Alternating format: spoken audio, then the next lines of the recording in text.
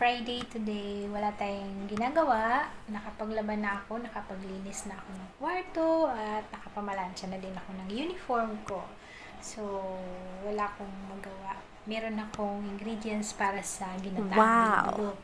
So, luto tayo ng ginataang bilo-bilo. Tara, samahan niyo ako. Let's go! Patay na kusina.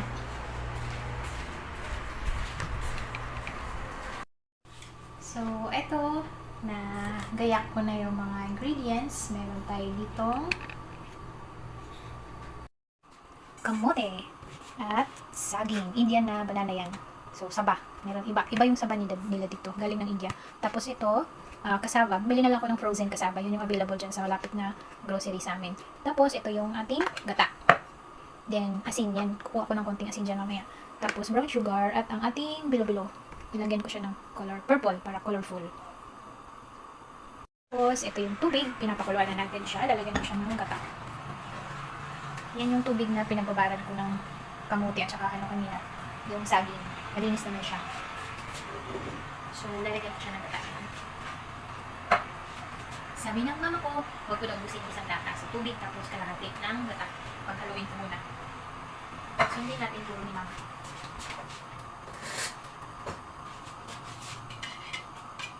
So, kalahati. Ayan. Kukuluan ko muna siya tapos susunod ko na yung bilo-bilo.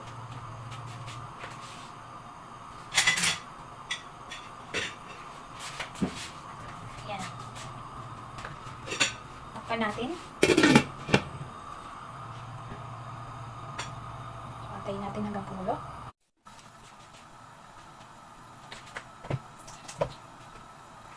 Ilalagay na natin ang mga daw-daw. Yan. Sharan!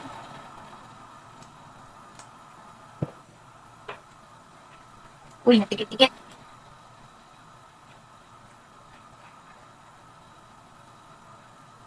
Sharan! So, antayin natin yan na magluto. Tapos ilalagay na natin yung ibang ingredients.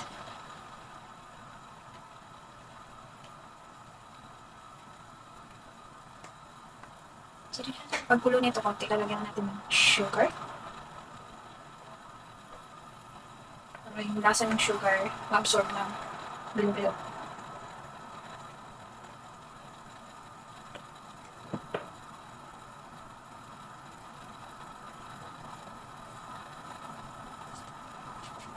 Charan.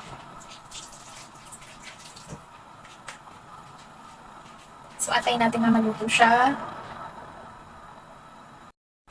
So, hindi ko daw siya tatakpan. Sabi ng mama, haluin ko lang daw. Pero, lalagyan na natin ng sugar ngayon para ma-absorb yung lasa ng sugar ng ating bilo-bilo.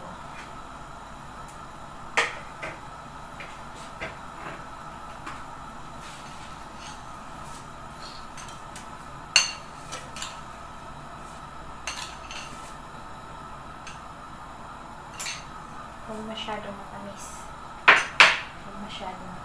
Bawal masyadong matamis. Control ang sugar. Ayan. Tapos, papakuluan na. Halo-halo hanggang sa kumulo siya.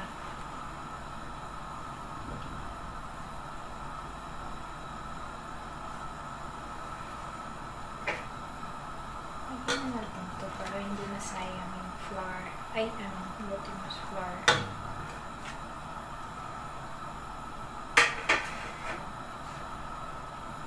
Wow!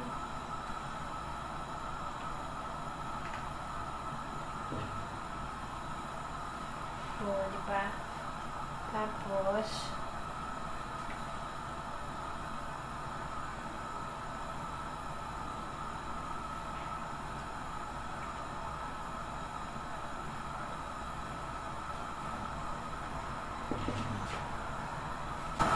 wala nang color na yung nagbubuo. Yan na.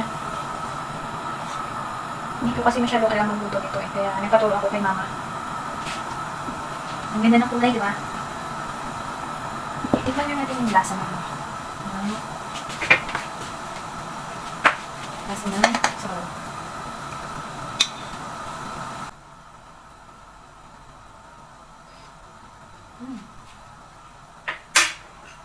natin ng sugar.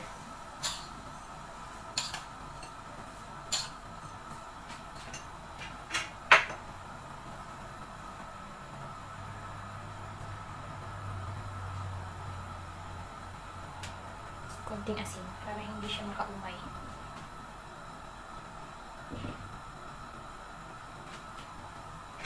Asensya na po, hindi tayo marunong magluto ng bilo-bilo. So, ayan. Parang ang sarap na. Lalo pa pag nilagyan na yan ng gata, kahit mamaya maraming gata. Ayan. So, ayan. Lumutang na lahat. Ibig sabihin na luto na yung ating bilo-bilo. So, now, kasunod, sabi ng mama, ilagay ko na daw yung ibang ingredients. Yung kamote at ang kamuting kahoy. Parang ang lalaki ng hiwa ng kamote. Hayaan mo na. Lalambot din naman yan. Tsaka yung ating cassava. So, yan. Tapos, tatakpan na natin at pakukuluan ulit. Yan. Mamaya na yung saging. Wow, ang sarap. Kaso hindi magandang kulay dahil brown sugar yung ginamit ko. Sabi ni mama dapat daw white sugar. Sorry naman. Next time ulit. So, yan. Takpan natin. Pakukuluan natin. Hantayin natin na kumulo at lumambot yung kamote at cassava.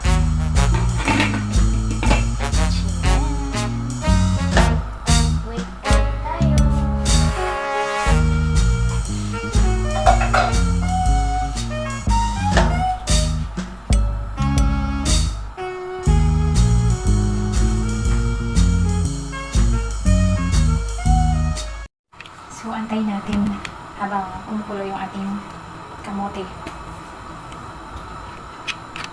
Ang ganda ng weather. Oh, ang ganda ng ano sa labas. Maaraw na. Hindi na siya winter dito. Tingnan nyo, oh.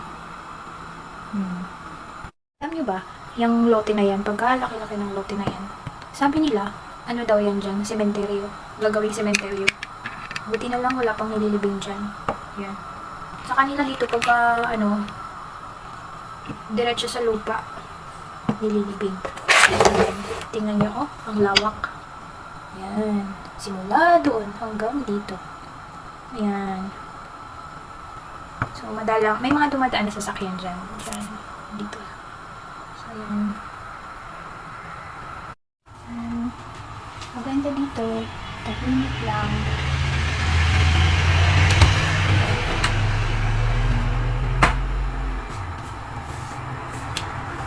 Tagal. Ang tagal.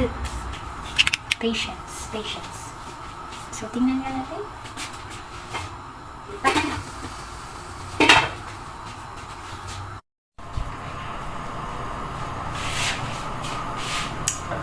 Silipin natin. Wow. So, nilagay ko na yung saging dyan. Hindi ko na napakita. Kasi kanina nagmadali ako. Dahil meron akong kinuhang delivery, pinatay ko saglit yung apoy. Ngayon, pinapakuluan ko na siya.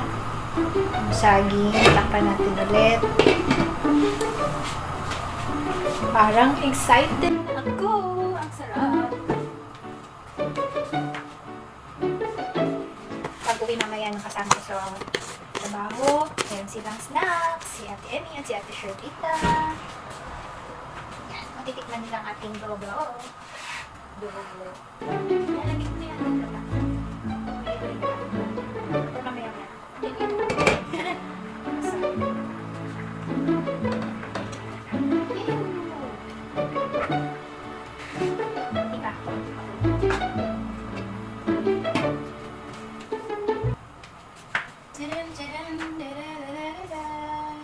Diba? Kantahan natin para masarap. I'm so excited. Ang kulit. Buksan ng buksan ba? Ang bango. Masarap siguro yan pag nilagyan ng ano. Mas masarap kung nilagyan siya ng langka, di ba?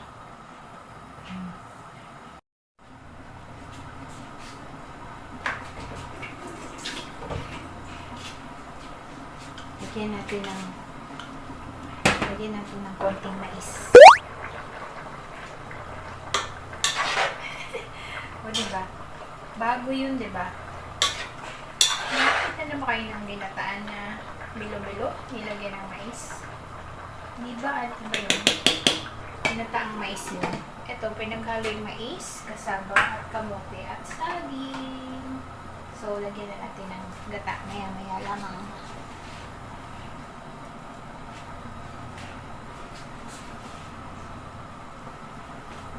Tapos, mapaso ako.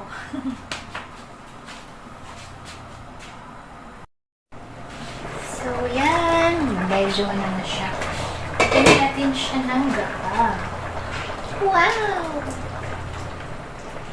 Uy! Sorry. Ang sarap! Yummy! Yummy, yum, yum! It's a yum, yum, yum! Mabilis lang pala magluto nito eh. Now I know. Pakuluan natin ng konti.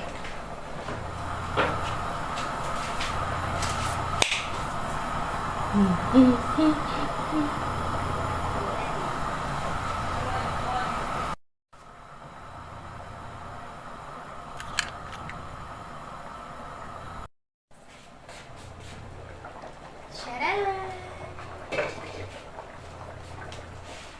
Let's taste. Sarap! Oh my gosh! Oh my gosh! It's yum yum! Yum yum yum! Oh yummy!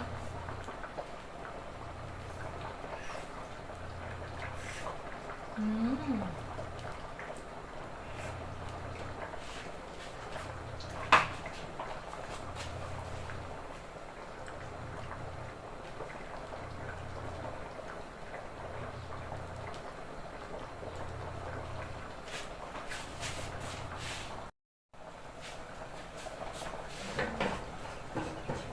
Mag-experiment ako. Lagyan ko siya ng glutinous, yung toasted na glutinous rice. Kung kalalabasan. Just a bit of this. Ay! Uy.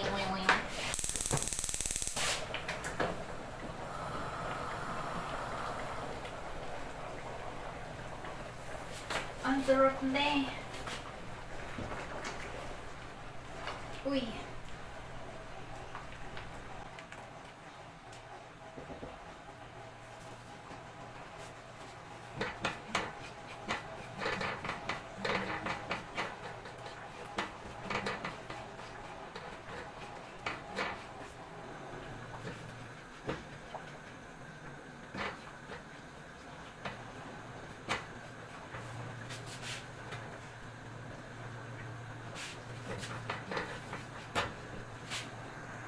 So, ayan. Toast na brown. Brown ng kulay niya. Tsaka ang bango niya. Ayan, pwede na yan. Ilagay na natin siya dito. Lagay natin dito.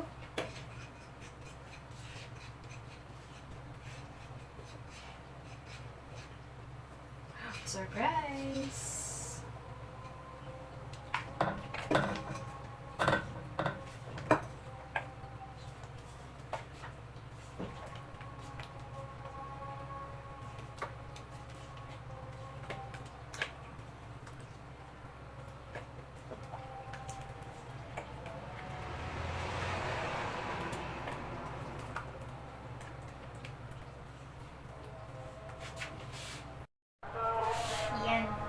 Ginataang bilo-bilo with a twist. Wow! Oh, wow! Sorry, ma. May ginagdag po ako.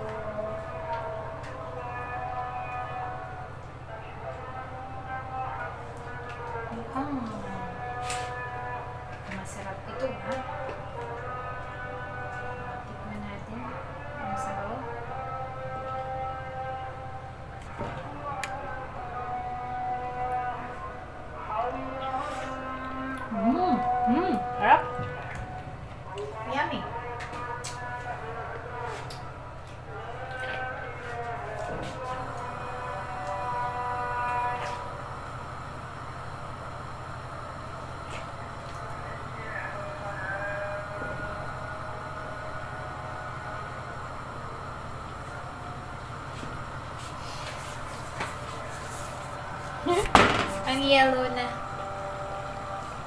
Kasi dahil sa kamote yan, tapos nag-ano pa ako ng glutinous rice, nagsangag. Yan na. So, naluto ko na. Tikman na natin.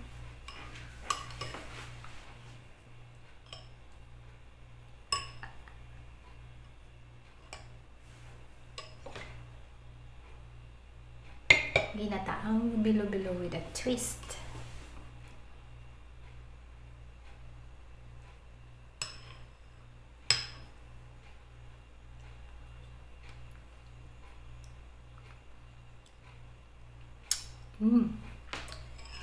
Harap.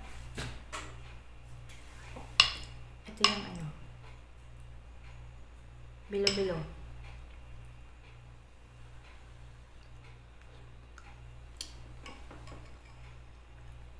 Yummy. Medyo matamis.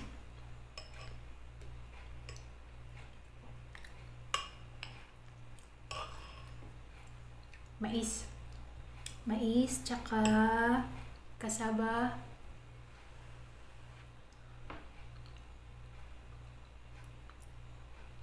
Grabe. Sarap. Ito, saging.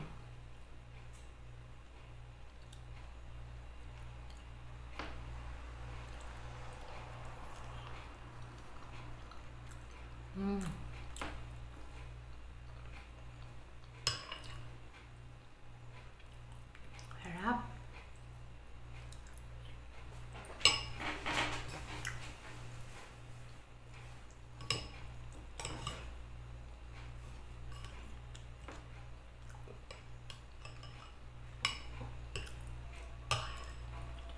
Kamote.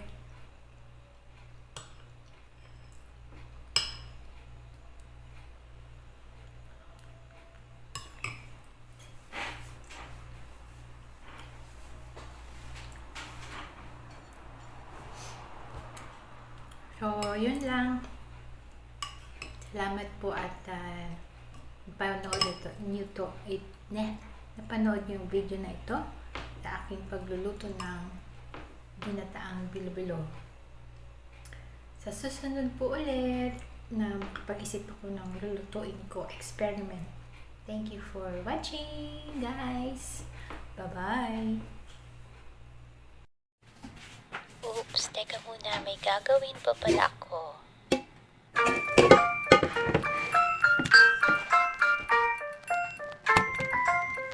So, ngayon, maglilinis naman tayo. Maghugas ng mga ginamit sa pagluto.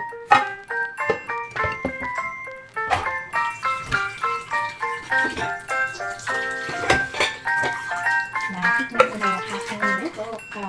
Nag-start ko sa aking